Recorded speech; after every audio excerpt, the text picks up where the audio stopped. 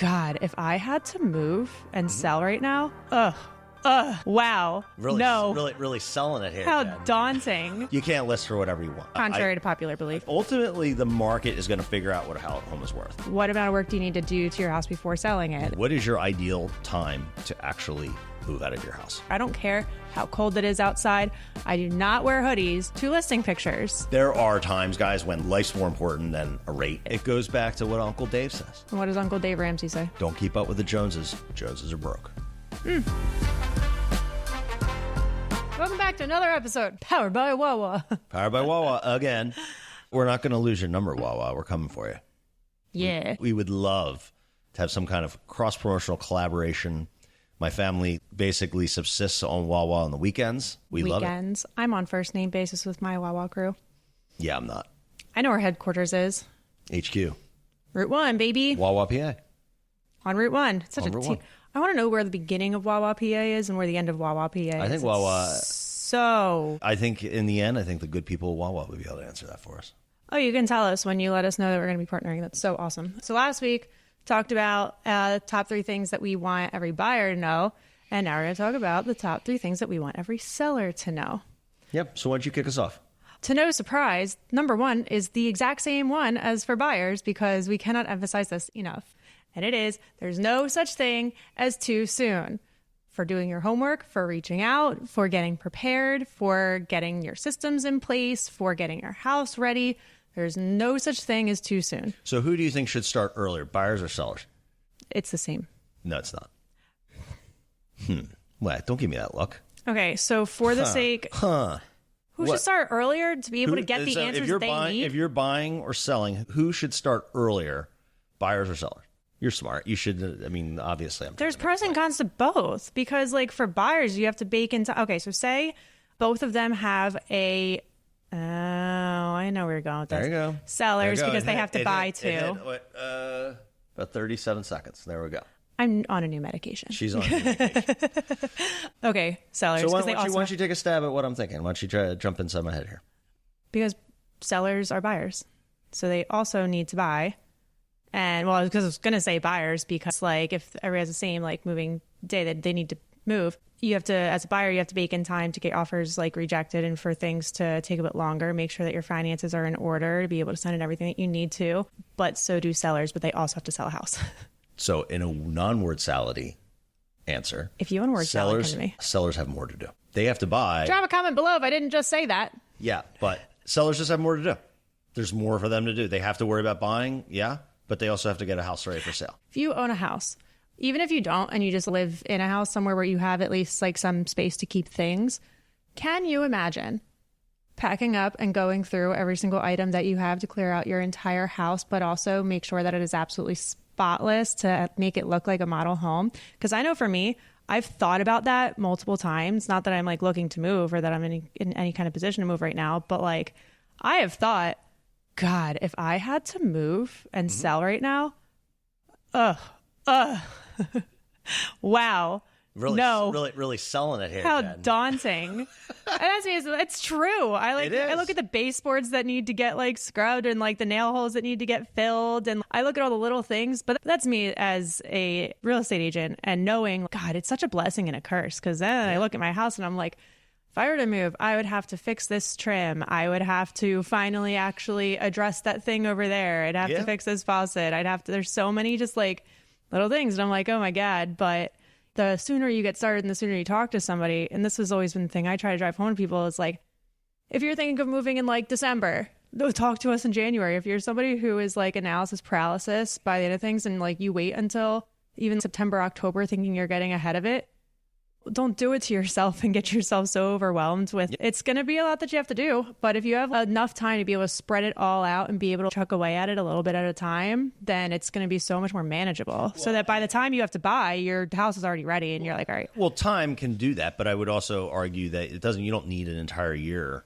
If you have agents who are organized and have lists for you, we have a seller questionnaire that really unpacks the mindset and all the things to think about before you actually put a sign in the lawn.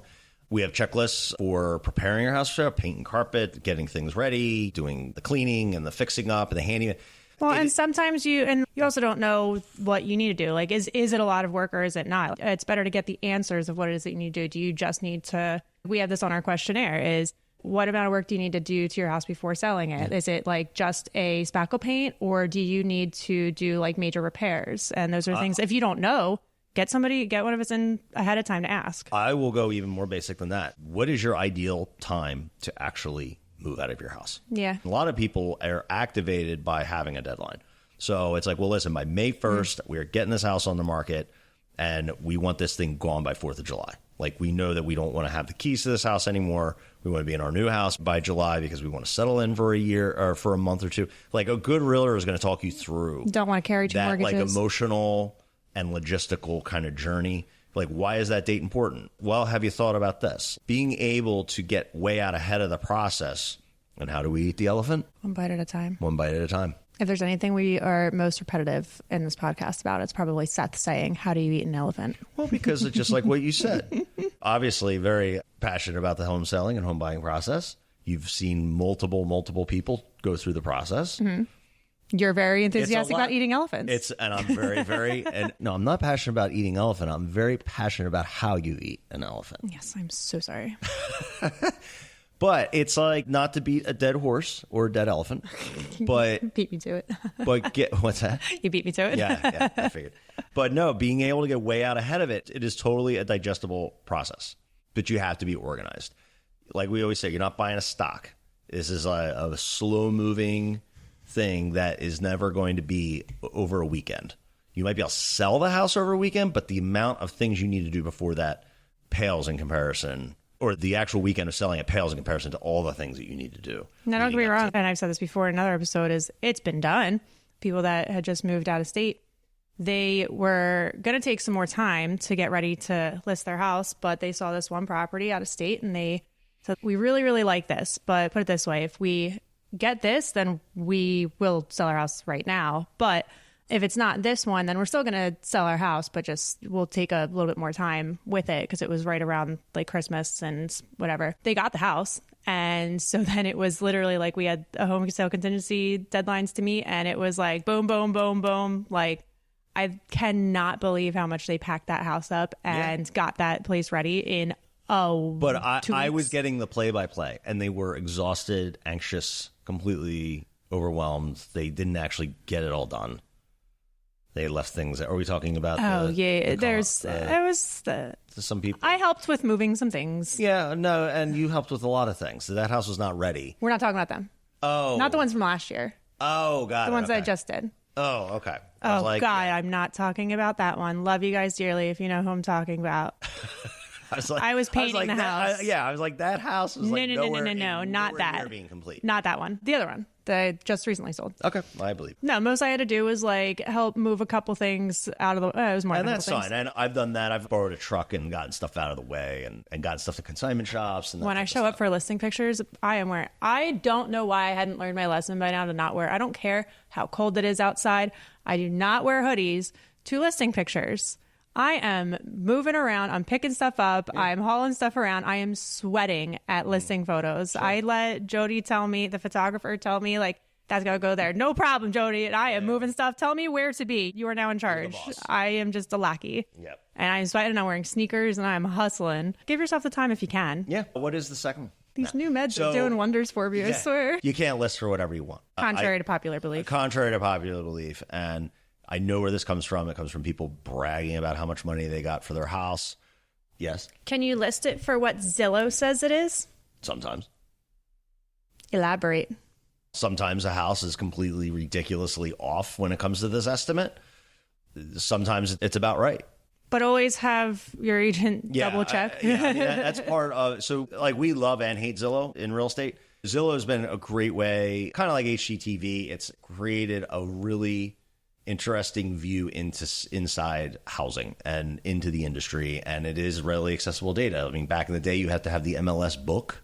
You'd have to call a licensed real estate agent and a brokerage to get the book, and you'd have to go into the office to see what was actually on the market. Of course, you could drive around, see the signs, but it wasn't very efficient. It's wild. Zillow has made it more accessible, and they have created this Zestimate, and it's not always accurate. And it does lead sellers to a false sense of security on the upside and on the downside. Sometimes it undervalues. Like my house is not valued properly because it doesn't know that I put a 1,000 square foot addition and I have all new everything. And it's still basing it on a 2019 sale. I will say, though, it's not as much as we like have a love-hate relationship with it. It is the first thing that, at least in my approach to pricing a house, it's the first thing I go to because it's the first place that the buyer is going to go to look and see what it would be worth. Yeah, it's very rare that we have a client who has not looked at their estimate before they call an agent. Yeah. So I always tell the team, I'm like, you need to look at that because if that's where their expectation is, you might have some more work to do. Now, my favorite part is, though, because it's all based off of just an algorithm of the data that it's provided without actually being a human being and knowing what's inside of it and what you've done to it. And also what specific, even like the kind of street that it's on makes a difference in value sometimes. But my favorite with this fun little algorithm that it has that I'd love to know the very deep intricacies of is when it says that its value is one thing before you go to list it. And then you list it, and then all of a sudden it says that, oh, but this estimate is, and it throws it like $5,000 under what you listed it as, and it's nothing close to what it had said originally. Yeah. It's like, why did Zillow all of a sudden change what the value is? I'm like, because it's all just an algorithm. It's all just a game to be able to get the clicks. Well, I think it is, but it also they don't want the Zestimate in the crosshairs. They don't want. So let's say you list a house for $750 or for $350, and the Zestimate says $310. And then you got buyers who are like, well, wait, the Zestimate says it's worth $310. And why is it listed for $350? And so I think Zillow is making a calculated decision that they don't want their Zestimate to be part of these conversations in a disparaging way, or people arguing over whether it's accurate or not. I think that creates a lot of attention that they don't necessarily want. So it's easy for this algorithm to just, oh yeah, it's worth that now because that's what somebody wants to list it for. And in this market, the expectation is that it's going to sell for what it's listed for, because the expectation is that a realtor went in, looked at it, the actual physical value of that house actually is what the realtor said it's worth. Well, there's also that one with that person that was on our team who had that very unique one, and the Zestimate was like... Forget about this Zestimate with a unique property. And sometimes what I also say is that it's not just the unique... It could be a very ordinary house, but if it's very unique for the area. So I had one in Fort Washington, Pennsylvania, and this house was on almost 2 acres, which at Fort Washington, it's very hard to get. And yeah, your expression right there. There is a plain 2 acres of land dedicated to one property in Fort Washington. But it's a very ordinary house that you can find everywhere, but it is tucked next to a highway. And it is a busy highway. Busy highway, and it's a flag lot, meaning it's got a very long driveway entrance, and the house was a complete time capsule. So the person who owned it lived to be 100, and from like age 80 to 100, she wasn't updating the house. So the house was like... That's the last thing I'd want to do from 80 to 100 too. Yeah, I mean, she was sitting at the house all day. She didn't want contractors coming. I'm trying to keep myself young and fresh, not my house. Yeah, so in the end, this estimate was way off because what it was doing, it was taking a calculation of a 3,000 square foot house in Fort Washington, Pennsylvania, and then it was adding in the acreage. But it didn't take into account the acreage was right next to a highway and that the house had not been updated at all. And so... How long did that take to sell? It never did sell. The family bought it. One of the brothers bought it. So that was one of the only houses in the past 3 years that I was unable to sell. So I know the other one, and that was a really, really, really, really tough one too. Yeah, the other one that I couldn't sell was like 7,500 square feet and like a converted over $1 million in a not $1 million area. Not $1 million area on a huge lot with but it was basically like 2 houses in one, and it was really cool. It was really cool, but he only wanted to spend 3 months trying to sell it, and that's a house you got to sit for a year. Tough area. Tough areas, but like the more unique the house is. Listen, if you want a Zestimate on your condo. It's pretty much. It's probably pretty close. Actually, I'd say probably for the first time, Zestimate and I hard agreed.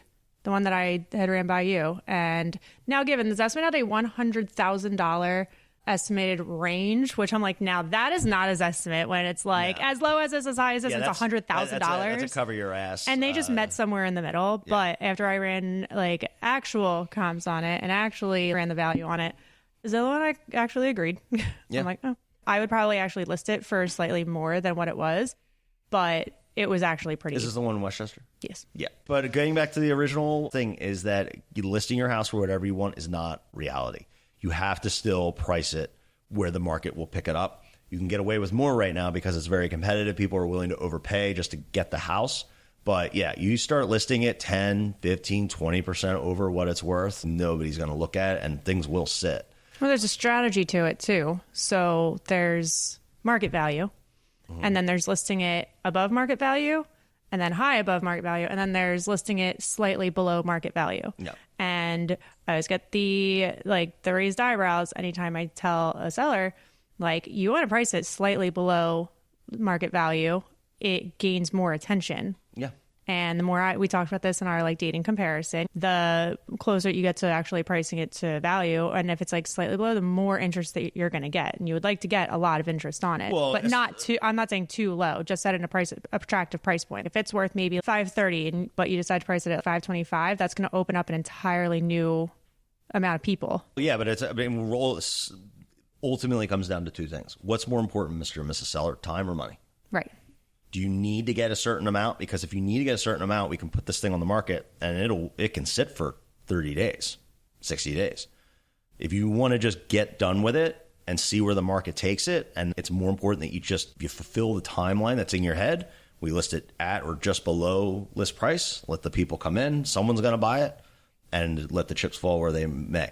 There is a whole pricing strategy. There is a pricing strategy, but ultimately the market is going to figure out what a home is worth. I also think it's important too. So if you do decide to aggressively, a little higher than what maybe we'd recommend, but you really, really want to, typically I will bake in a plan and a timeline for, okay, we're going to give it this amount of time at that price. If we don't have X amount of showings, or there is no activity for offers even to come in, and if the feedback that we are getting is all saying the same thing, it's about price by this date, then we are going to have a conversation about dropping it. I always say we're going to have our feedback in 7 days. We're either going to be under contract or we're not. That's it. There's only so much a realtor can do to sell a house. And that also goes into knowing the market of the area that you're in, because some are more fast moving. Yeah, and listen, if you have a really unique property and it's priced absolutely right, it can still sit. But 95% of the homes that are being sold in this country are normal houses or condos or stuff that is pretty desirable. Yeah, because I had a client we were in a pretty desired area.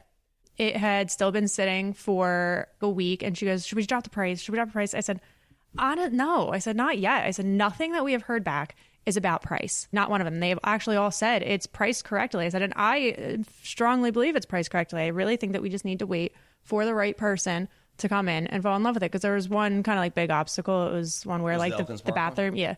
Otherwise, the house was really great, but it had a quirk with where the bathroom was placed. And I was I really just think the right person needs to come in. The right person came in, and we got it sold. Yep. What's the third one? What was the third one? I don't remember. I'm getting so hyped up. My brain's in scattered mode. What was the third one? What do you think it was? You don't remember? I forget. You forget? I don't even think I wrote it down. You don't even think you wrote it down? We were going on fly wrote the other two. It comes down to... Oh, was it the interest rate? Yeah. It comes down to... See, I remembered. There is obviously we just have recently gone through a very, very low interest rate environment. And I think some people get too fixated on this interest rate payment. And I know sometimes the math can be scary if you're going to sell your house and you're going to give up a 3% rate for a 6.5% rate. But there are times, guys, when life's more important than a rate. I am seeing more people.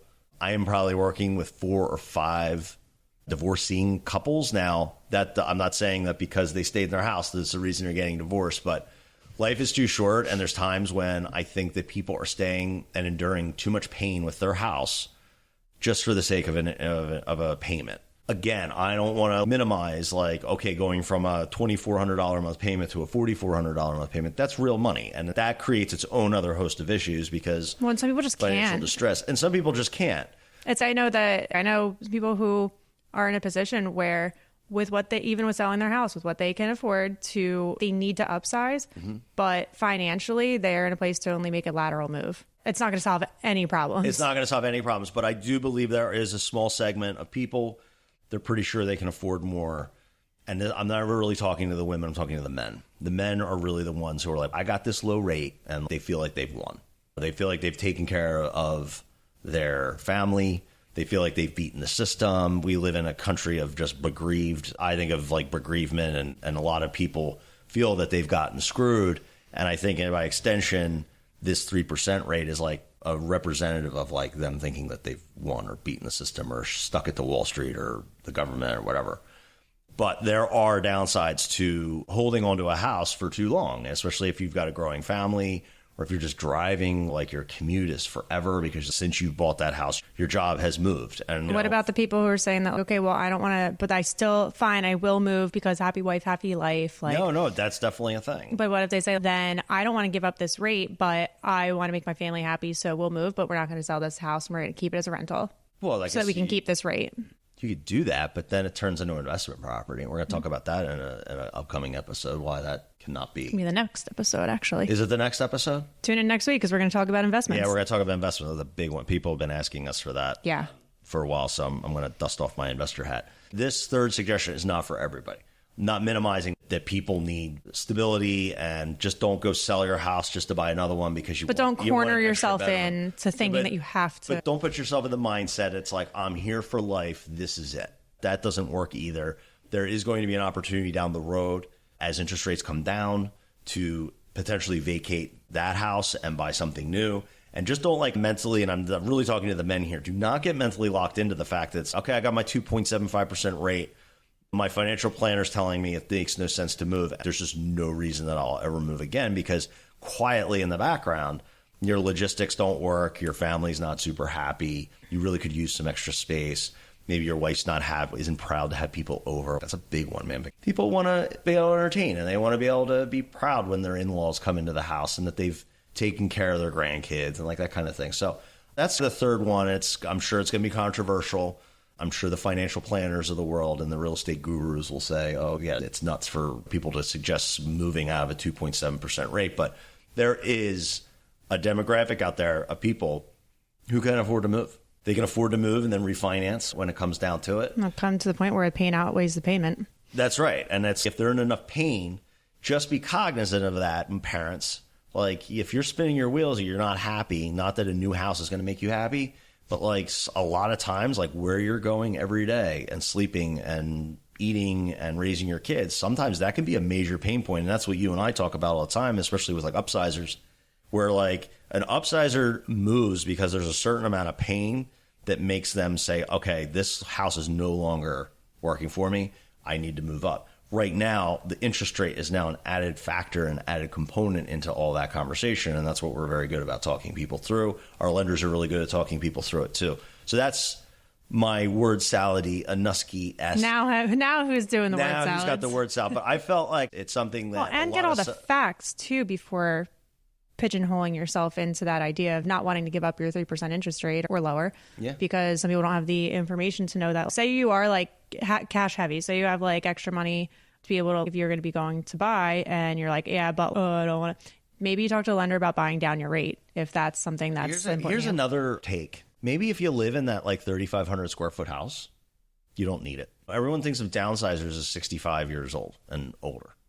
You've raised your kids and now you've got too much space, so you downsize.